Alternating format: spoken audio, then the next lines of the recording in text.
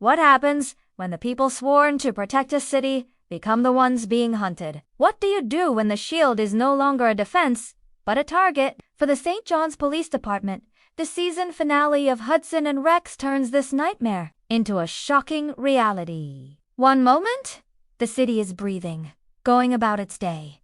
The next, it's holding its breath in fear. This isn't just another case. This is an attack on the very heart of law and order.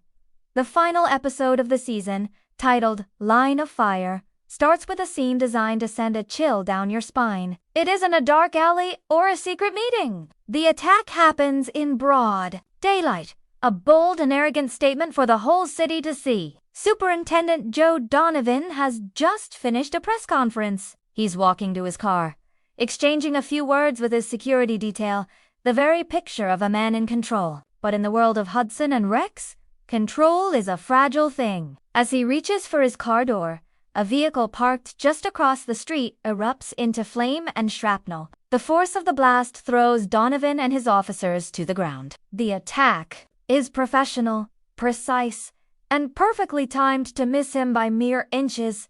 This wasn't meant to be just an assassination. This was a message, written in fire and smoke, for the entire department to read.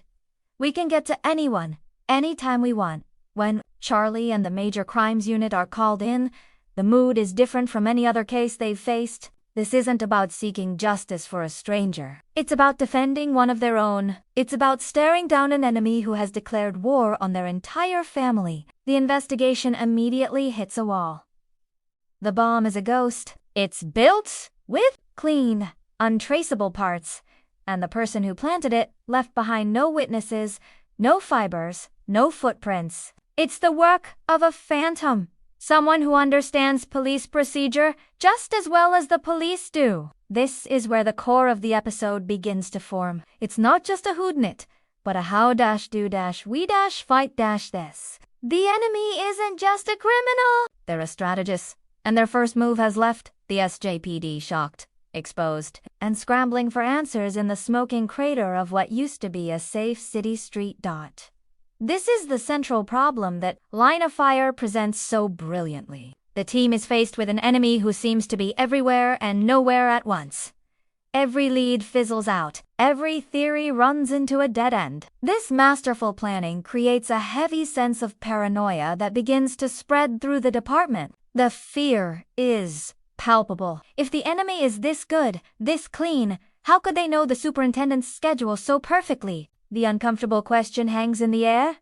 Is the threat coming from outside the walls of the precinct? Or is it coming from someone on the inside? This single, terrifying thought sets the stage for the episode's two driving themes. First, the explosive high-stakes action required to stop a killer who is always one step ahead. And second, the powerful, gut-wrenching test of loyalty. When trust becomes the only weapon you have left in a war where you can't even be sure who is on your side.